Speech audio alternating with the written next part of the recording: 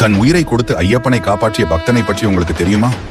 வருடம் 1902 சபரிமலை ஒரு மாலை நேரம் சன்னிதானம் மூடுகின்ற நேரம். அன்றைக்கு மாலை நேரம் வழக்கத்தை விட காற்று வேகமாக வீசிக்கொண்டிருந்தது.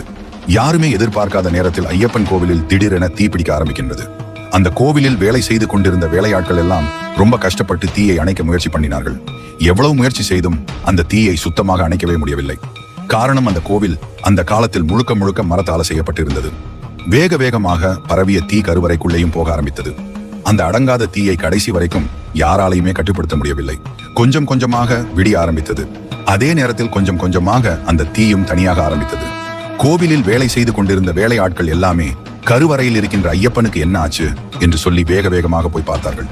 அப்போது ஒரு உருவம் கருவறைக்குள்ள ஐயப்பனை கட்டி பிடித்த மாதிரி நெருப்பிலே வெந்து இறந்து போயிருந்தது. அது வேறு யாரும் இல்லை, அந்த கோவிலில் வேலை செய்து கொண்டிருந்த வேளாள் தான். அவரின் தீவிர பக்தியால் ஐயனிடம் நித்திய சரணாகதியானார்.